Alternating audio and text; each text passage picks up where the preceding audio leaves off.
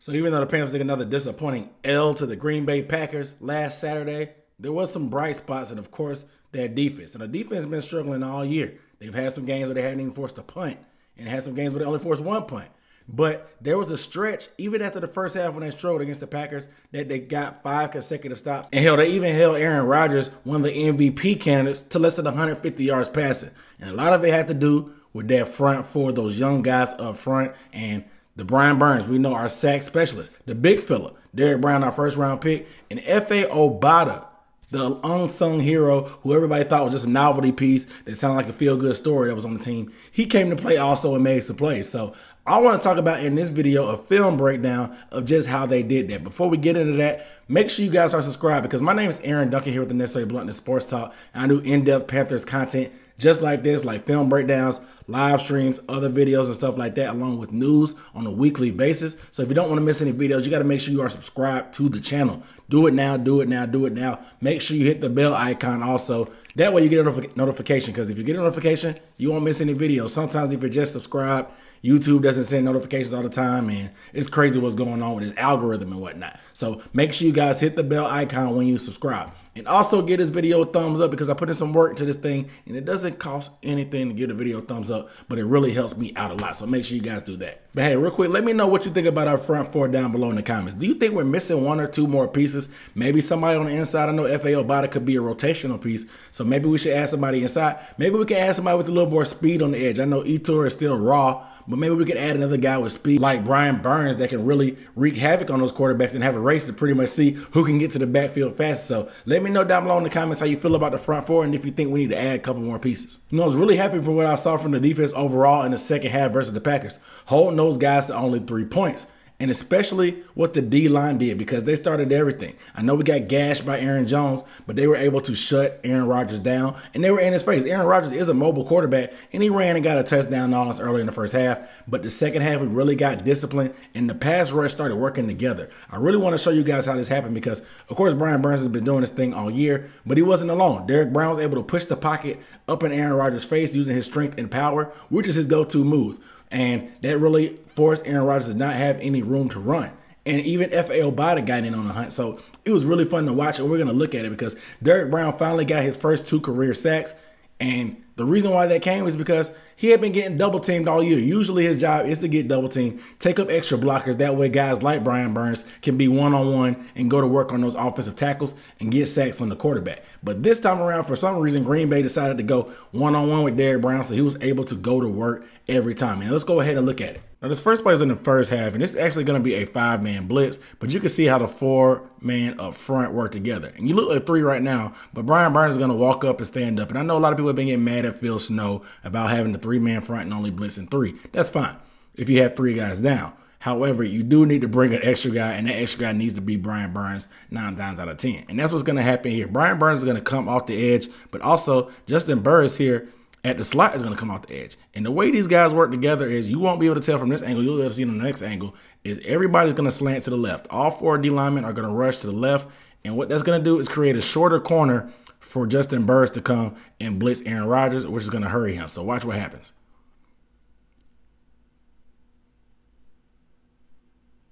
They come across and blitz. Aaron Rodgers gets rid of it quick. The cavalry's there to clean it up.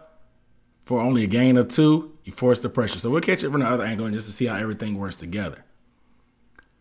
So you see we guys are going to line up our 4-man up front. Watch Etor go to the left. I think this is Bravion Roy. He's going to go to the left, and Derrick Brown's going to go to the left, and so is Brian Burns. But watch these 2. Derrick Brown is going to come at 62 and pretty much just bull rush him and throw him into Aaron Rodgers' lap. Brian Burns is going to come quick enough off of that, and he's going to get inside of this man and squeak by and force the hurry throw by Aaron Rodgers. And with Justin Burris coming free, he's able to get there right after Aaron Rodgers gets rid of the ball, but it ends up being a minimal gain just because of all the pressure. So just pay attention to what happens. See how they all slanted to the left? Look at that one more time. All slanting to the left. Look at Brian Burns coming inside, beats the guy. Aaron Rodgers gets rid of it quick because he has that quick release, but the defense is there to get the running back for minimal gain. So this next play is going to be a great play just because Derrick Brown, he's been hungry for his first sack of his career, and he's been so close to getting them, but he hasn't quite able to get there. But on this instance, he's going to help set up and throw an alley-oop pretty much for Brian Burns because he's going to push that pocket so heavy with the one-on-one. Like I told you, he finally got some one-on-one opportunities. And when he does that, he can pretty much overpower most interior linemen in the NFL. And that's exactly what he's going to do here. And Brian Burns is going to come for the cleanup. So watch Derrick Brown. Watch him one-on-one with his guard. He takes him on with power, swims through, rips through, gets to Aaron Rodgers, flushes him out, but Brian Burns is there to clean up just in time. You get a better look at it from the other angle, obviously, with the offensive line and the defensive line.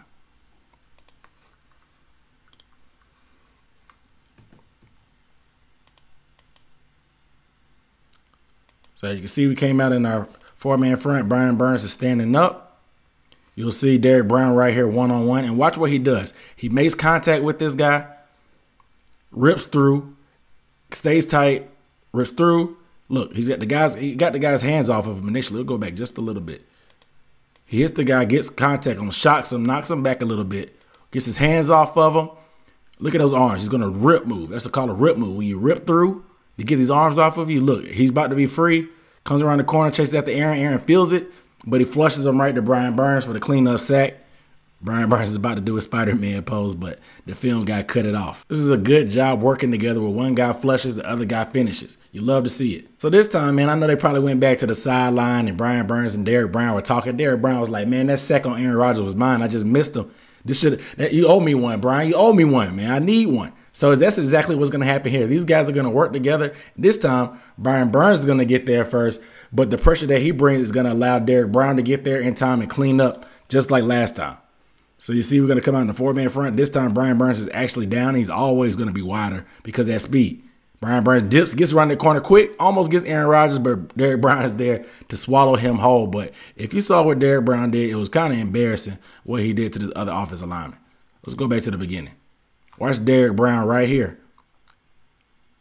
He's going to come with power, walk the guy all the way back to Aaron Rodgers, get rid of him, and then pounce on Aaron.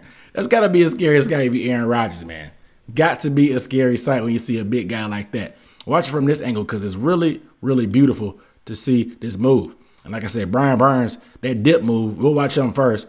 He's going to get so fast. You can see this lineman. He's got that kick step so far back because he knows what Brian wants to do. Look how wide Brian is. And he still isn't fast enough to get by that dip. And look how fast Brian Burns is there. Look, he's already there. Some of these guys aren't even out their stance. The running back is barely on his route. Aaron Rodgers barely has time to do anything. He just happens to go a little too far outfield, miss, but Derrick Brown is there to clean up. We'll go back just a little bit so you can see Derrick Brown, what he does. Because what he really does here, he finally gets that one-on-one, and like I said, he can manhandle a lot of interior offensive linemen when he does. He walks them back, just gets rid of them, and then hops on Aaron Rodgers for a big-time sack. The big fella got to eat. And look at him staring down at offensive lineman because he know he just manhandled him.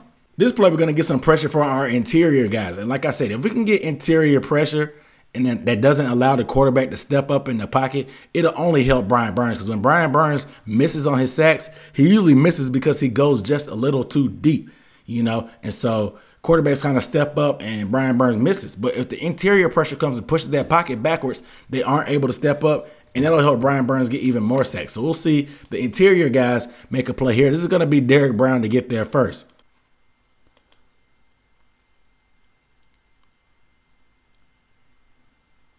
Derrick Brown gets off the ball, does the rip move again, gets to Aaron Rodgers. Aaron Rodgers barely slips it, but FA's there to clean it up just for him. This is what happens when you have multiple guys getting to the quarterback instead of just Brian Burns getting back there by himself. You can do some things. It's hard. You can dodge one guy and move around in the pocket because Aaron Rodgers is slippery, but you can't dodge everybody.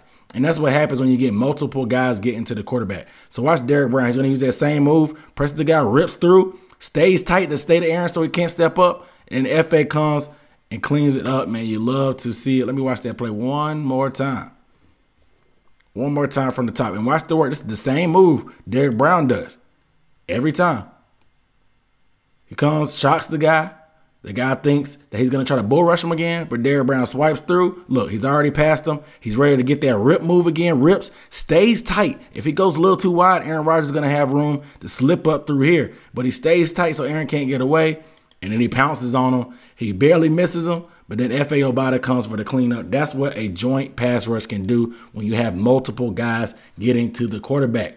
You get easy sacks when you have multiple guys getting to the quarterback, because if the first man misses, the second man's going to be there to clean up. FA played cleanup man on that last one, but this time he makes a great move on his own to get to the quarterback, using that same rip move that you saw Derrick Brown do to get to the quarterback, and he gets to Aaron Rodgers, gets him down, and the game's already all there to clean it up again. This is what a joint pass rush can do. I'm going to keep saying it. If multiple guys get to the quarterback, it makes it easier to get the guys down. You'll see FA come here, and he's going to swipe the hands just like you see every time. He does a good job of swiping 62's hands. 62 pretty much had a long day with this D-line.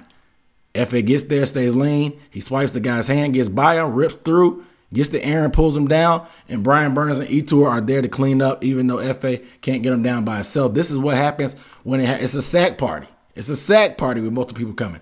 Everybody's invited. It's a sack party. And last but not least, this was the game on the line. Matt Rhule made a risky move and going for the right-away field goal, counting on the defense to get a 3-and-out, with the defense only having one timeout and a 2-minute warning in their bag to stop the clock, and they needed to stop. This was 3rd down, and we knew the Packers were going to try to be aggressive to try to get a 1st down, but Brian Burns right here is going to be disciplined. He's going to know it's not a run. He's going to play Aaron Rodgers completely, and if you leave Brian Burns unblocked, that's a scary sight for a quarterback. Aaron Rodgers can't find anybody because the secondary has good coverage. Brian Burns gets him down to pretty much force the punt and get the ball back for the offense. Great job. We'll see it from the other angle just to see how Brian Burns comes straight through. Brian Burns is right here, and he's going to be unblocked. This is going to be a bootleg, a naked bootleg where they leave the end unblocked. Brian Burns is going to be disciplined enough to play his assignment and go straight to the quarterback. And by the time Aaron Rodgers turns around, there's Brian Burns in his face. He knows he can't get by him because of the length that Brian Burns gets him on the ground. And that pretty much forces a punt, gets the ball back. You got to love that your big-time player comes through exactly when you needed to get the big-time stop when the game is on the line. Big-time players make big-time plays. If you were a Panthers fan, there's a lot to be encouraged about that defense in the second half, especially against the #1 team in the NFC and the #1 offense in the league. To hold them to only 3 points in the second half, it's saying a lot for this defense that has been taking its lumps pretty much all year. And for it to be led by our 1st-round pick from this year and last year, you love to see it. So hopefully we can guys get these more experience, they get some more chemistry and start working together in unison like you saw on these video clips and wreak havoc on the rest of the quarterbacks in this league for years to come. And that's going to make everything easier on the secondary and the linebackers to do what they do and make plays back there also. So I'm very excited about what I saw, guys. So I hope you guys are too. Let me know down below in the comments how you feel about our front four. Do you think we need 1 or 2 more pieces to shore everything up? Maybe somebody inside, or maybe somebody like a bona fide sack artist on the edge to complement Etor Gross-Matos or something like that. Let me know how you guys feel down below in the comments. But without further ado, I'm Aaron Duncan signing off with the Necessary Bluntness Sports Talk. I'll see you next time. Peace.